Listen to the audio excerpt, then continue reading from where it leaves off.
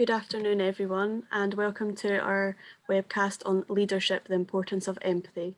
This webcast will explore what is meant by the term empathy and why empathy is so important. If you have any questions during the presentation, please use the online function to submit these, and if you could please address who your question is for, that would be really helpful. I hope you enjoyed today's webcast, and I'll now hand you over to Craig McKellar, who is the founder of specialist recruitment consultancy McKellar Consulting Limited. Thanks, Heather. And thanks everyone for tuning in today. Hopefully be an interesting time this lunchtime. So as Heather mentioned, I'm Craig McKellar and I'm Director of McKellar Consulting, which is a specialist recruitment consultancy focusing on risk, analytics, audit and sustainable finance. I have worked in recruitment for 4 years, and before that I was an auditor at EY for nearly 6 years, facing off to senior leaders within EY and at clients. And in this job, you certainly meet a lot of different types of senior leaders. It was quite interesting because at some clients, whilst carrying out audit walkthroughs in my early years, some staff would be honest about their boss, particularly if they gave auditors a hard time. And generally speaking, I found those who were difficult with auditors tended to be difficult in the eyes of their employees as well. And on the flip side, clients who were a lot more approachable and helpful tended to be seen in a positive light by their employees. So apart from a love for business, I have a love for football. And arguably the greatest football manager of all time, Sir Alex Ferguson of Manchester United, writes of the importance of empathy in his book, Leading. In this book, he describes how approachable he was not only to players, but also to the janitors, to the canteen staff, and to everyone at the club.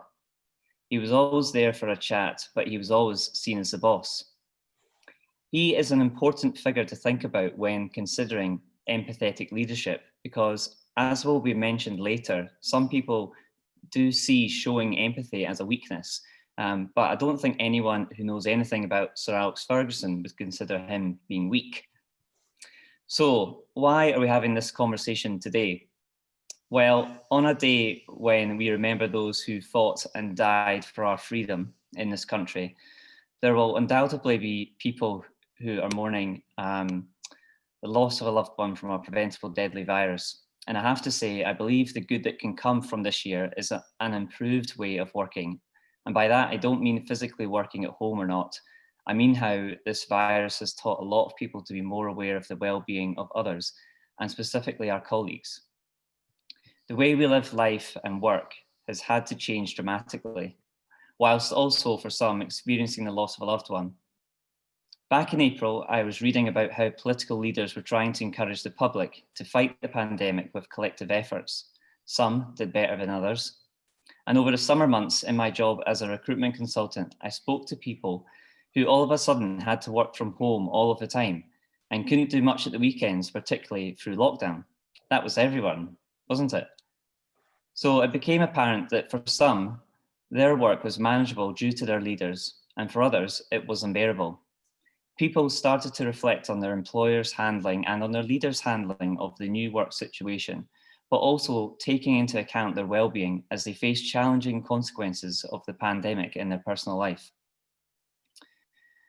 I did some further research and learnt more about how empathy is a skill which needs to be learnt if we aren't a natural at showing it in our leadership style. It's hugely important to understand and support colleagues for them to feel comfortable and to perform the best they can in the short and in the long term. Also, similar to the importance of reputational risk considerations for companies, I found that levels of loyalty from people went up. There are disciplines such as audit and risk which weren't hugely affected from a recruitment angle in the pandemic, so people could have felt safe enough if they were looking for a move. But the difference from what I was hearing was from those who felt their leader and employer supported them well. This gave them a fresh perspective of their leader and employer, and thus that enhanced level of loyalty. This was really interesting to me, and so with thanks to our panel, we are discussing the importance of showing empathy as a leader. These winter months are expected to be difficult for many people, and so I hope everyone can leave today thinking a bit more about being empathetic to their colleagues, but also to strangers that they come across. So the goal of this webinar today is to learn some lessons about the importance of showing empathy as a leader, whether you are currently one or whether you will be one in the future. Please, as Heather said, feel free to write questions in the Q&A speech bubble at the bottom of your screen, and I'll ask the panel those questions in the Q&A time at the end. And please, again, remember to say which panel member you'd like to ask the question to. So we hope you enjoy the rest of this session, and I'll give you over to Mark. Thank you, Craig. Hi, everyone. My name is Mark Abraham, and I currently lead on all things leadership development and talent for a large asset manager. I'm based up in Edinburgh, and I've previously worked in banking as well. So I was delighted when I was asked to join this session a few weeks ago. And the reason I gave my yes for this is because I think empathy matters massively to business. It matters to me. And I hope by the end of the session, it will also matter to you. And I guess when I was thinking about what to cover in today's session, I wanted to really think about, why is empathy being talked more about now than ever? And I guess contextualizing the world that we're living in, it's probably no surprise that we're thinking about this more and more. So Craig definitely talked about a few things and reasons why it's important. And I guess I just wanted to also take a step back and look at what's going on out there to contextualize why it should be important to us and to our context.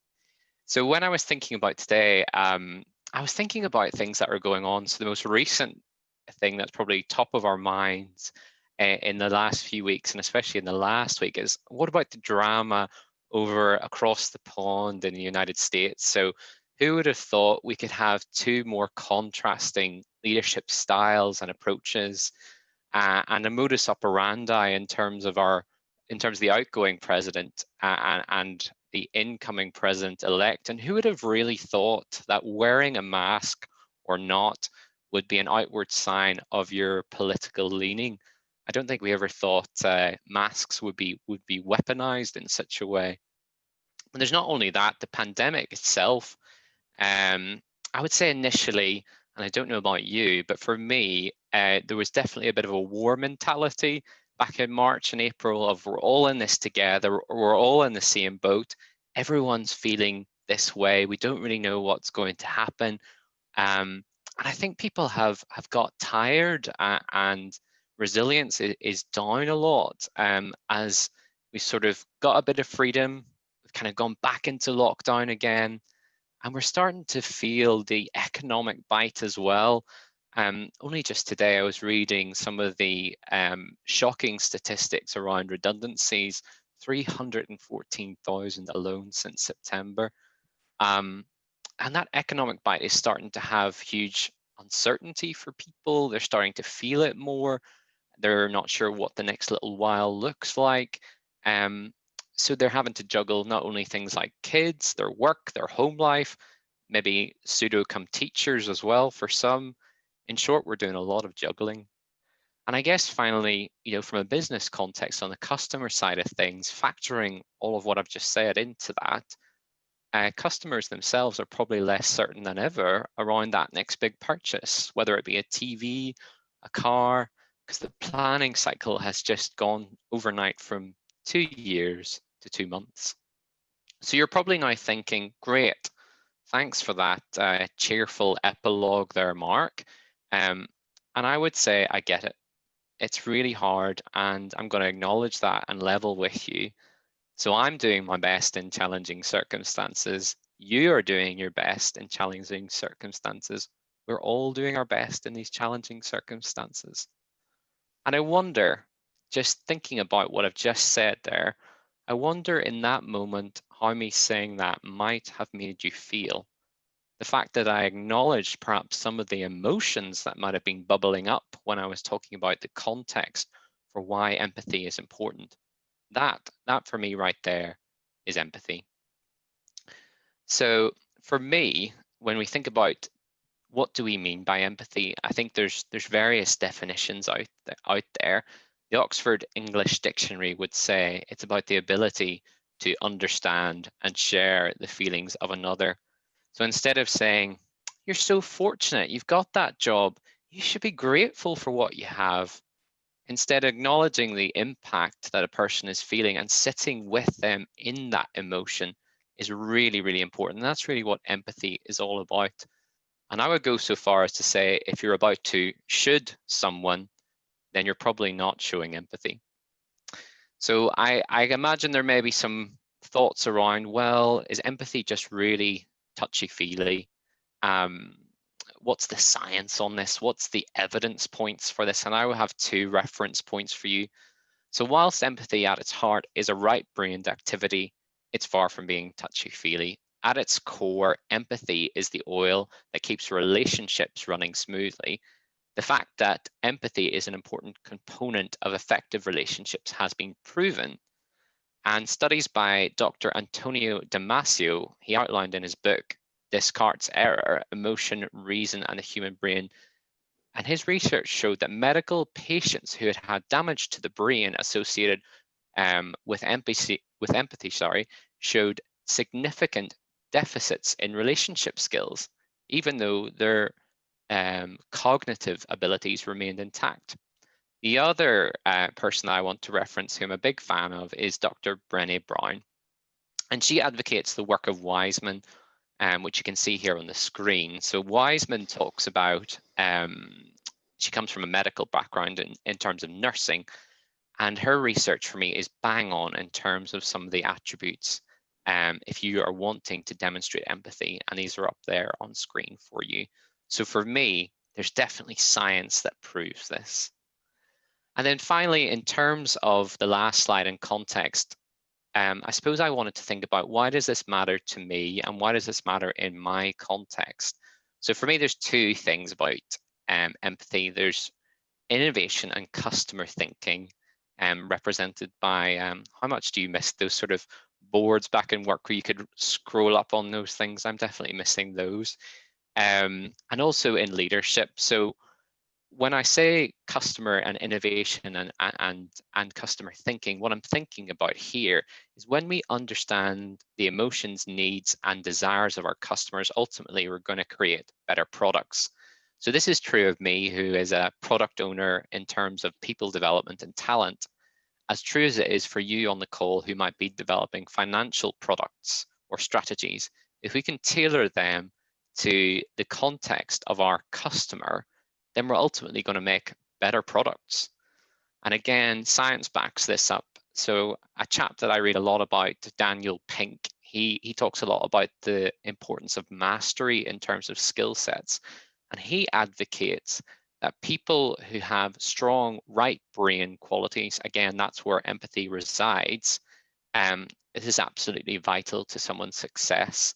So empathy in that sense is increasingly important to business. So that's why we still need humans to do all the great work that they're currently doing. That's why machines cannot yet replicate empathy.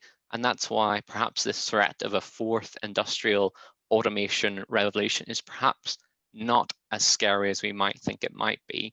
So I think we should let machines do the ordinary and humans do the extraordinary. And then in terms of leadership, so this is right at the heart of what I'm doing day to day in my role. I think leadership, and especially empathy in leadership, has a huge impact on organizational and team culture. So when I'm thinking about how to progress a high potential individual in my context, I look closely at not only what they've delivered, but how they've delivered and how they lead their team. And for me, if I can bake more of this into the leadership development, coaching, and talent solutions, I'm ultimately creating not only better engagement for the organization, but it's hitting the bottom line. And again, science backs this up. Dr. Daniel Goldman advocates 3 reasons why empathy is so important. It increases the use of teams, it helps with the rapid pace of globalization, and it also helps to retain talent, which ultimately for me is very important. And a question you might be finally thinking about, and this is where I'll close my section, is can you teach empathy? And for me, I think, yes, you can. Obviously, some people are a little more blessed in terms of their personalities, but a few practical tips that I'll leave you with before handing over is listen, truly listen to people, but not only what they're saying, but how they're saying it. Body language is so important. And in this virtual environment, we shouldn't underestimate that at all. We should listen to tone of voice, listen to the human emotions behind what people are saying and to their context. Massive one, don't interrupt people. So Nancy Klein talks about a time to share. We experimented a little bit with this in my team, where we gave people 3 minutes uninterrupted time to talk about how they were feeling when big changes were announced nationally, like lockdowns. But when we actually interrupt people and don't rush to give advice, we really allow people their moment. We allow our understanding to be built, and we are truly practicing listening skills. And a final one, and it's one of the ones that often is forgotten, is use people's names when you're talking to them. So when you are engaging them with something, use their name. It just helps them feel known and valued. So with that, I'm going to hand over, and I think I'm handing over to Irene. I think it's actually Margaret. Margaret. Margaret, my Don't bad. worry. Sorry, Margaret. No problem.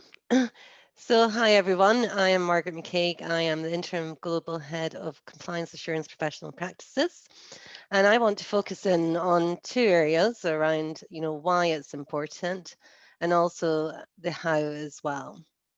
So, Heather, if you could move on, please.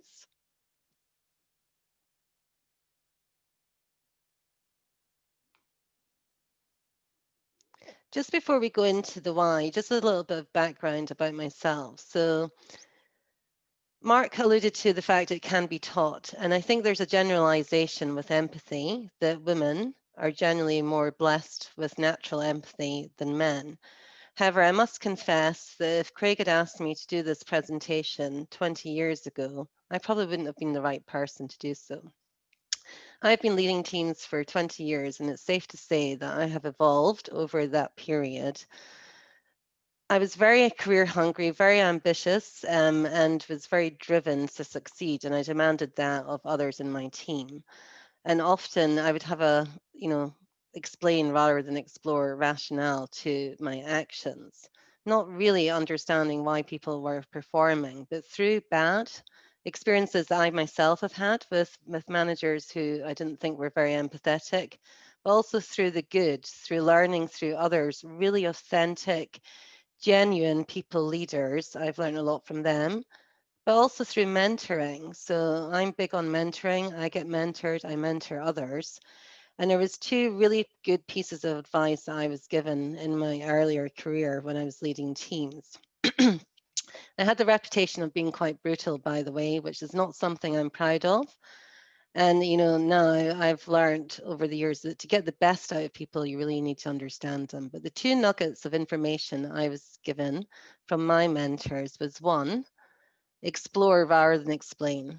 So, and what I mean by that, so in my old days, early career, I'd be, if people hadn't delivered or they hadn't delivered to the standard I expected, or they were over the time that the deadline had commanded, I'd be going right in there and, probably not, very sympathetically to, why have we not done this? Why have you not done this, etc., without really understanding that other person's challenges. So, that's one key lesson that I've learned around explore. Why has someone not been able to do something rather than to go straight in to giving me an explanation? And the second piece of advice I was given, which also stuck with me, is that not everyone has the same motivations, right? So here was me, a young, ambitious, career-hungry individual, and I commanded the same from others in my team. But actually, you've got to recognize as a leader that not everyone is motivated in the same way. Some people, don't want to climb the ladder for any number of reasons, but that doesn't make them any less of a really effective team player in your team. So don't hold them to the same, ambitions as yourself, and really explore why people are not, performing to the standards. So I just wanted to get that out there, that I have evolved and I'm a female leader. So, it's not always the case that we're naturally gifted with empathy. So just moving on to why is leading important? I'm in a role that so I've been in HSBC 5 years, and I'm in a role that really drives change in the function, change to the way that people work. And when I first joined HSBC, our regional teams across the globe, so we operate in 60 plus countries. We had regional heads in all the key jurisdictions, Asia, Latam, etc. They were used to working in their own way, and my job is to come in and do global consistency, consistent minimum standards, consistent systems, consistent way of working. So my influence and empathy hadn't just come from direct, people management, but I had to really work hard to build relationships with these individuals, to understand their challenges and the impact of the changes that I was imposing on them. But investing that time and really listening to them, and understanding their challenges on what I was introducing was really effective in facilitating change. It really builds trust. And we're in banking, I'm in the banking business, it's all about trust and relationships.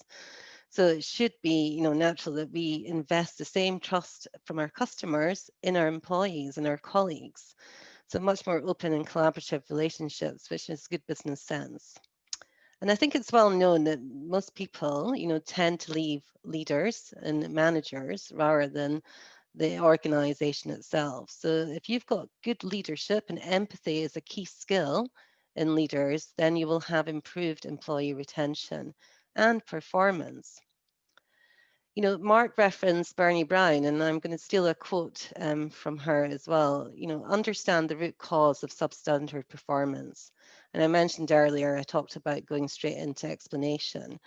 But, Bernie Brown's got a really good quote that leaders must either invest a reasonable amount of time attending to fears and feelings of individuals, or squander and spend an inordinate amount of time on managing ineffective and unproductive behavior. And it makes good business sense. If you've got people who feel valued, who feel listened to, who feel invested in, then of course performance is going to improve. Performance improves in your employees, performance improves for the business and your customers. It just makes sense. So if we could move on.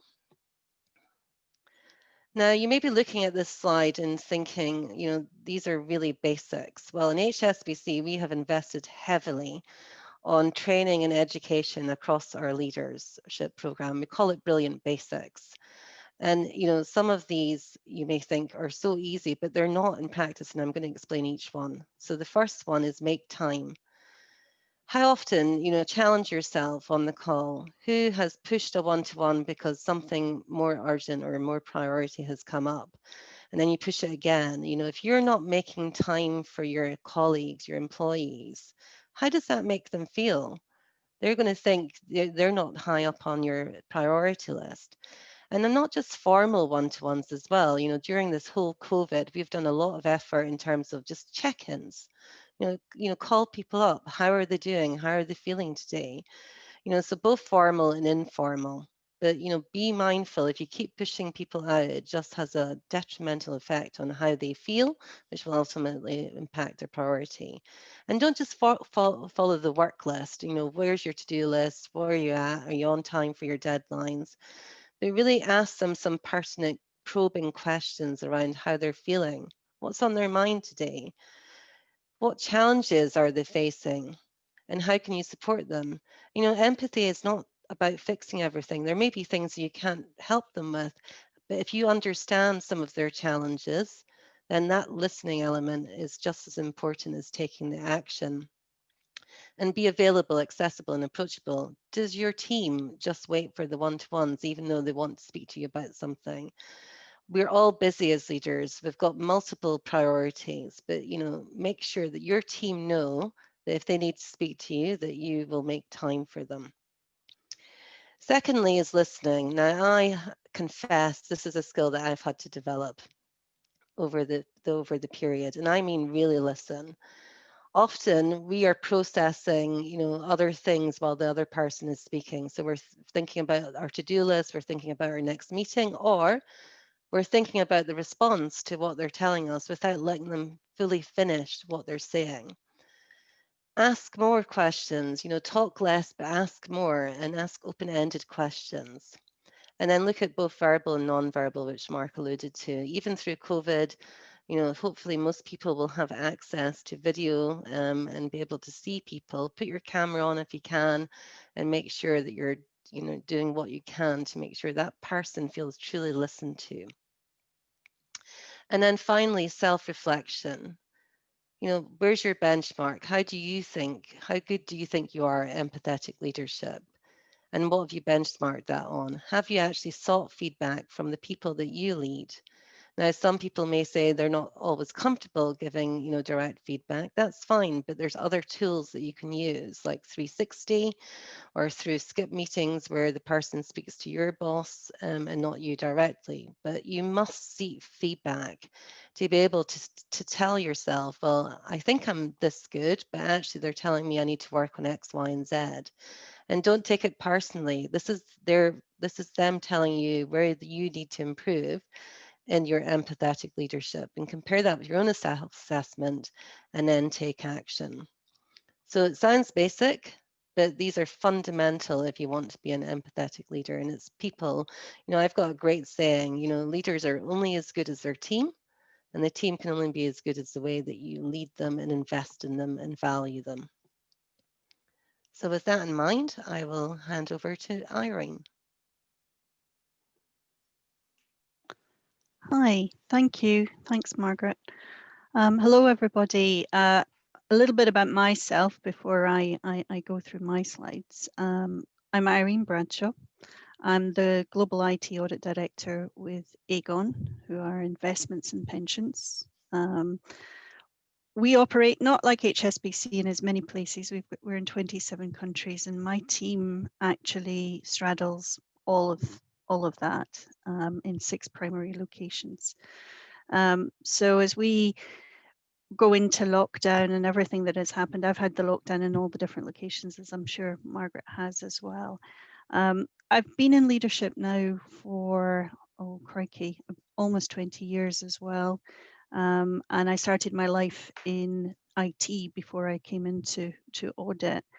I've seen bosses that I've admired. I've seen ones and behaviors and things that I've not liked.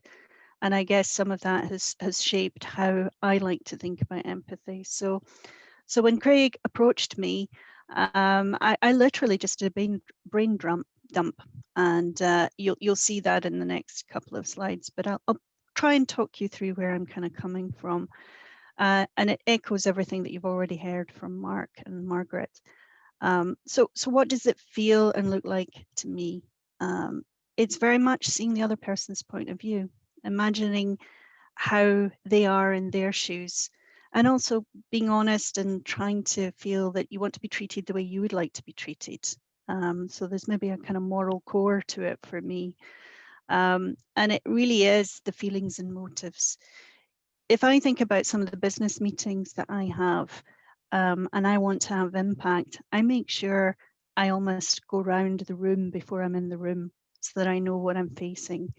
And I think you need to do that with your team as well. I think Margaret said it quite well. You're only as good as the team and the engine that are behind you. So tending your team is equally important.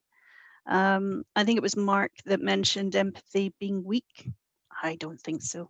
I really don't. I think if you're genuine and you really listen and tune in and not just hear what people say, actually tune into it. And it means you can give the right kind of feedback. And it's not always the positive. Sometimes it has to be constructive. But when you do that, you can agree to disagree on things and you can have impact. But what I've noticed over the years is you really take people with you. It's a very, very strong mechanism that you can use. I truly believe that empathy seeks to understand the problem, and I think that was what Margaret said. If there's a problem, don't just jump to a conclusion right away or a judgment. Just take that moment to pause and explore and understand what the blockage is, what's the problem, what's the root cause.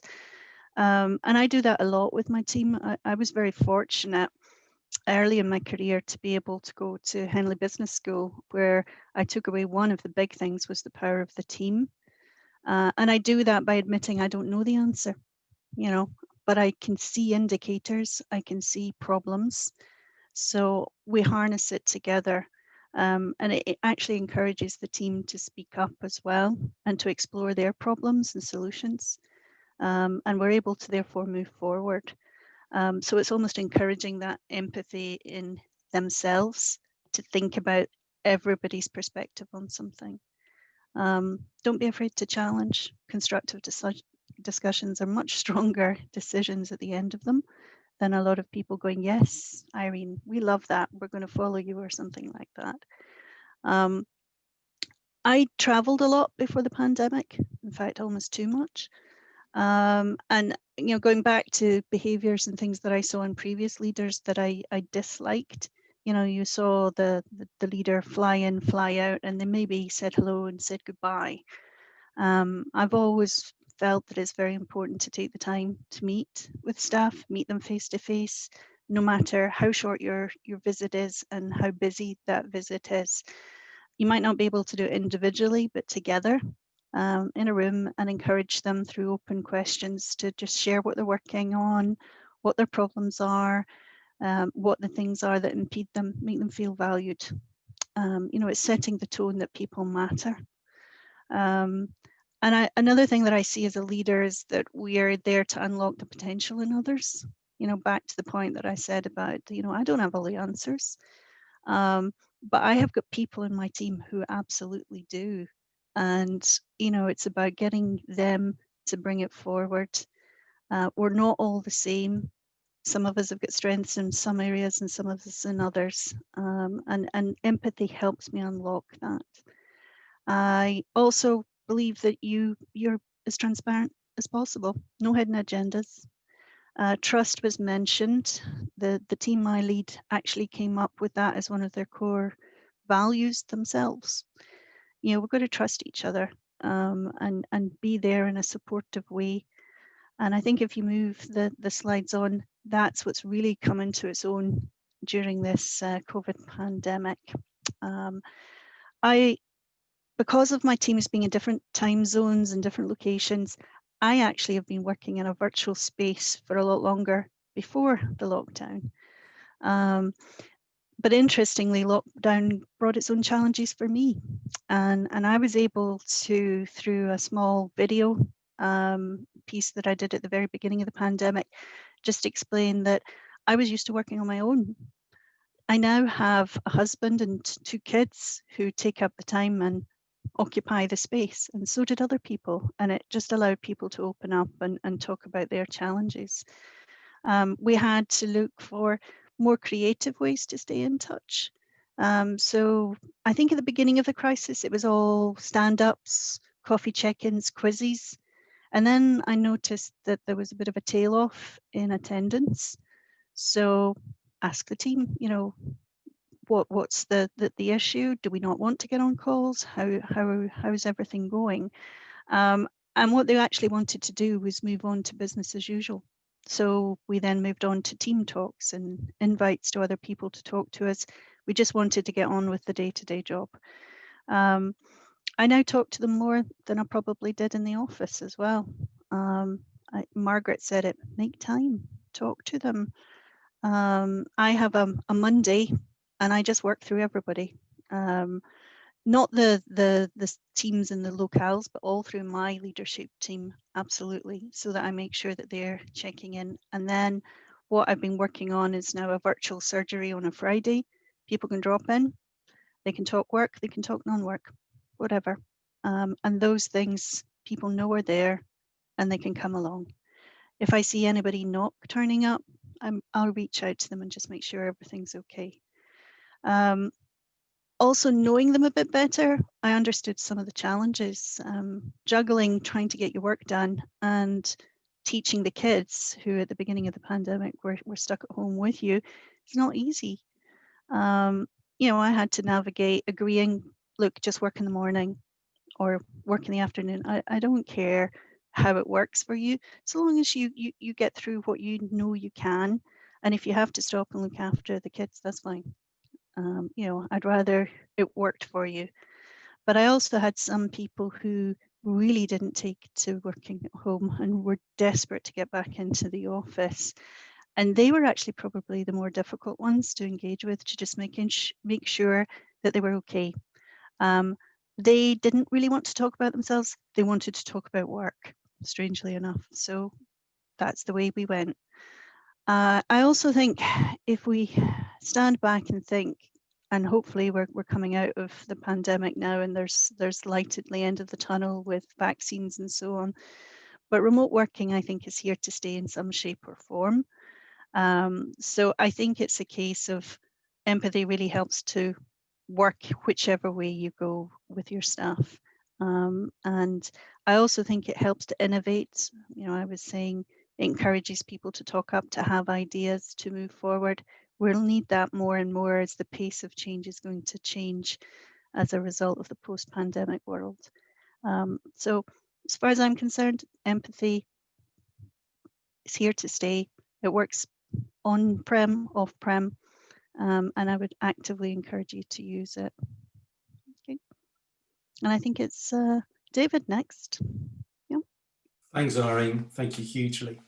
And thank you, everybody. Heather, thank you for the first slide. MP starts with you, but first little bit of my background. I retired at director level from a bank a while ago now, after 38 years. And now I'm an executive coach, but I'm also a board member of the Chartered Banker Institute and chair of the membership forum. So I'm delighted that working with Craig and Heather and with Margaret, Irene and Mark, we've been able to bring something a little bit different to you all today. As I said, the executive coach, I work with leaders to help them become the best version of themselves. Empathy is a key part of how we learn and grow. And as a coach, we empathize in every session. And I never leave a session without feeling I've learned something, not just about them, but about me, life, or humanity. I would say it's the norm for leaders to be exceptionally busy, time poor, flat out, working long hours. And that's before COVID struck this year. I would say that now the demands on leaders are even greater, and COVID has multiplied these demands. As we've heard from colleagues already today, leaders are also parents, often with homeschooling responsibilities. Partners may also be experiencing similar demands or fears of losing their employment. Leaders are often children of aged parents and have siblings who need them. And then, of course, there are their teams, their customers, their suppliers, and their local communities too, all wanting a piece of the leader, each uniquely draining a cell in their personal and professional battery. Leaders don't often take the time to pause and reflect before gearing up for the next sprint, the next hurdle to overcome, the next problem to solve, the next person who needs their help, their empathy. As an exercise, I often undertake with leaders is something here called the Tree of Life. This helps leaders tell their story, sometimes for the very first time, their unique story, the different aspects of their unique life story, personal and professional. This is often hugely revealing for themselves and sometimes uncomfortable too, as they slow down to pause, reflect, and answer these questions. They draw their tree and ask them to draw their roots. What is your heritage? Where do you come from? What are your values and what are your beliefs? They draw their trunk. What are your strengths? What are your weaknesses? They draw their branches. What are your hopes, dreams, life ambitions, present and future? What is important to you? And your leaves. Who are the people, allies or support systems that help and support you? Your fruits, the acorns, the apples, the plums, the oranges. What are you proud of? The fruits of your labor. And your energy. What is your main driver? Often these sessions take about 90 minutes. And sometimes I'll add, what would you wish your tree to be remembered for? In the current conditions we're facing, leaders are being buffeted in all directions. Their metaphorical leaves and branches, even their trunks, are taking a pounding. This exercise can help give them a perspective, what their heritage is. How did their parents and grandparents come through tough times? And remind them of the people who are there for them, who support them, love them, and share their ambitions, hopes, and dreams. It literally enables them to see their world through new eyes and begin to explore how they can tap into their own rich support network to ask for help, like the roots of a forest holding each other together, and how they can help and hold others too. But why does this matter? Well, it's got to do with empathy. Empathy, as we heard, is not the same as sympathy. And being empathetic does not mean you cannot hold up the mirror to someone. If you're truly empathetic and care, then you'll be brave to land the tough messages that they need to hear. As we have heard from definitions about empathy, empathizing is about feeling and showing appreciation, compassion, and forgiveness. Shazad Shamin, in his work on positive intelligence, shared that empathy has two targets, yourself and others. Deep empathy for yourself makes it possible to have deeper empathy for others. For most people, having true empathy for oneself is the hardest thing to do.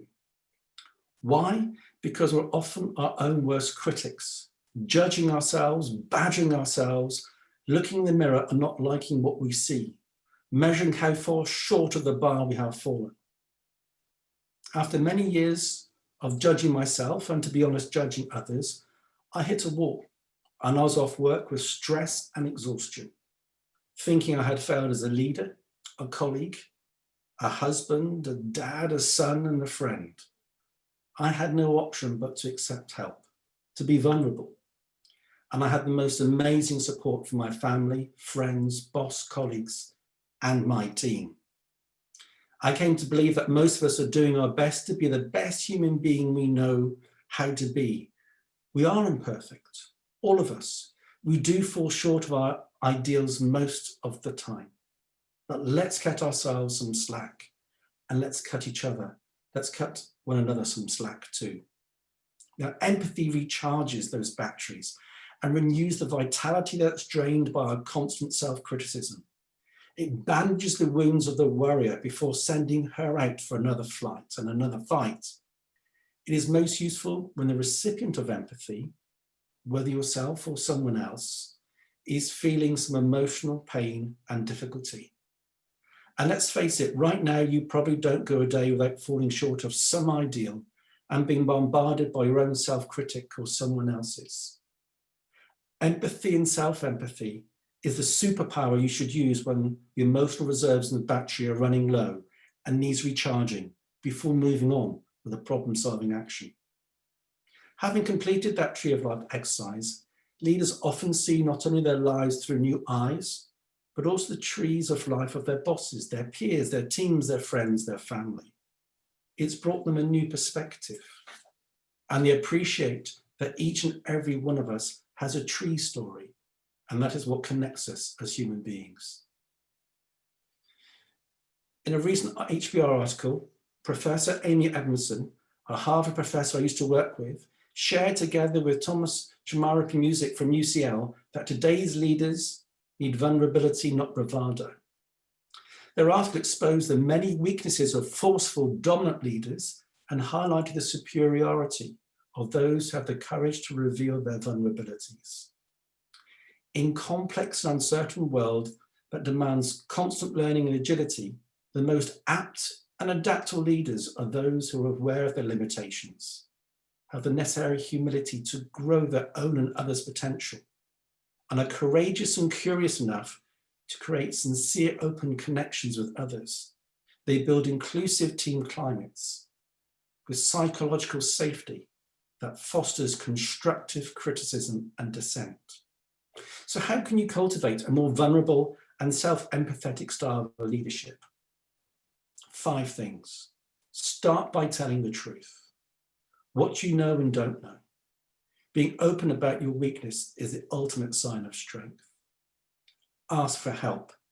Leadership is not heroic. Go outside your comfort zone.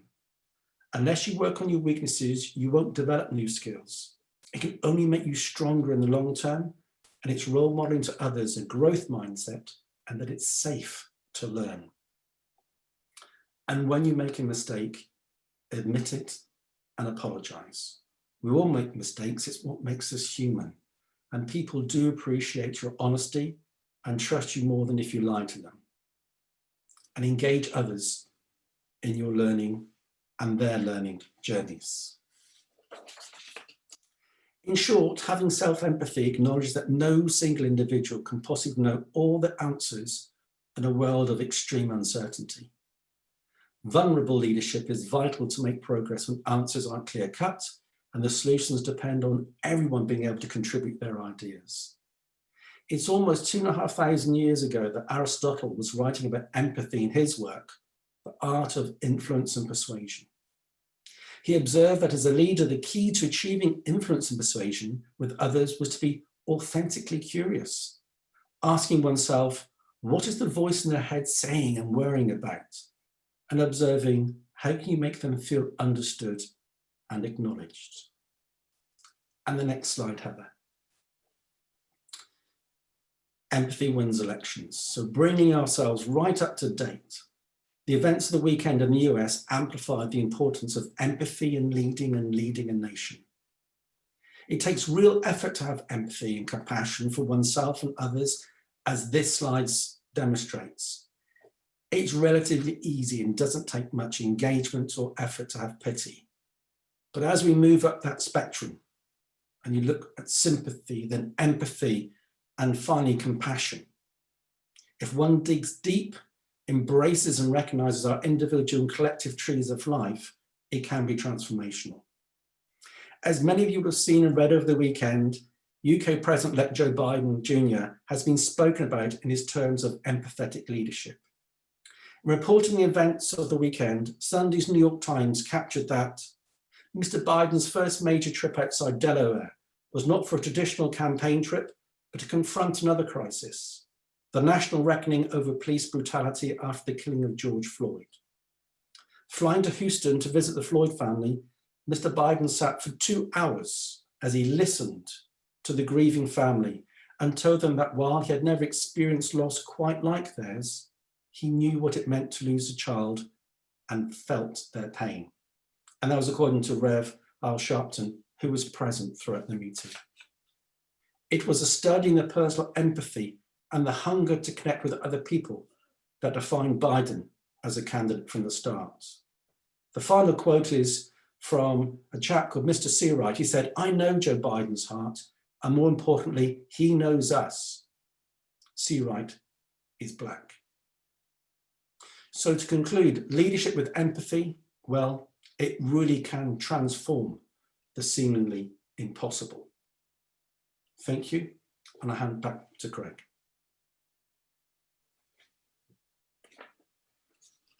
Thank you very much, David. So I've been writing a few things down, so I'll see how many questions I can ask of people in the last 10 minutes. But I guess first of all, there is a question that Heather can come back to just before we close on the slides. But before that, there's a question from Mark, which is just saying Naomi was introduced to Brené Brown a few weeks ago and has watched her TED Talk on vulnerability. Do you have any suggested watching, reading, listening to find out more about her work? Yeah, I suspect most people will have got a Netflix subscription through lockdown if they didn't have it already. So her talk on courage is actually on Netflix as a documentary. So I think there's a bit of a soundbite in that one, Naomi, where she talks about the importance of hearing feedback, but hearing feedback from those people who are in it with you. So she talks a lot about people in an arena setting who are sitting perhaps in the stands and lobbying criticism in when you're right in the thick of it. And actually she says, pay attention to those who are right in the arena with you, in the dirt, in sweating the small stuff. But I actually have just sent you some additional reading materials. So Brian Goldman as well, in terms of the power of kindness, and Nancy Klein's A Time to Listen. So hopefully both those resources and those additional ones on Brené will help. Thanks for the question.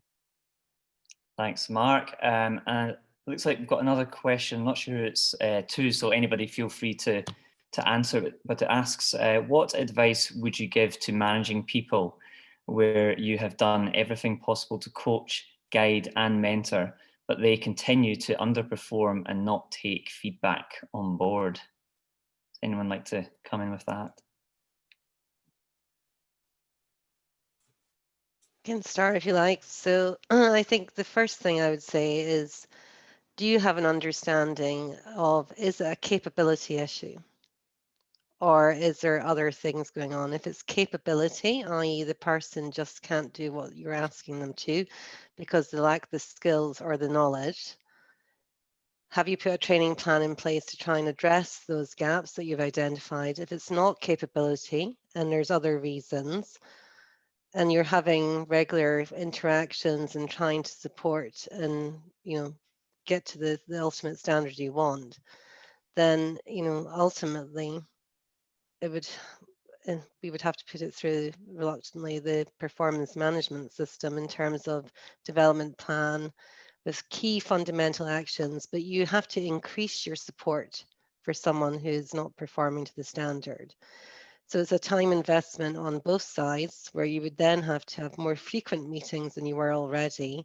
Set week-to-week goals is what I would advise in terms of what we're expecting to them achieve, and monitor very closely and support the person in terms of why they're not able to do it. But, that would be my advice. You've got to distinguish, is there something going on with this individual that you may not be aware of, which is impacting performance, or is it capability? That's what I would suggest. And Craig, just to build on what Margaret has said, is to understand what motivates that individual. And also, do they understand what motivates them? Because sometimes people are motivated by really positive things. Sometimes people are really scared and have a whole host of fears which motivate them. And it's a build on all the things that Margaret said, is just to explore as well, what are the hopes and dreams of that individual, and what does success really look like? One of the things I found, even when coaching seniors now, is that 65% of the time is really trying to explore, what does success look like? Not what actions they need to take, what they're going to do next, but really being clear what success looks like. Because often they can travel on a road, unless they've defined what success looks like, they don't know whether to turn left, turn right, go east, go west. So spending time working with somebody to really help them discover what does success look like and what motivates them isn't it add to Margaret's and not a takeaway.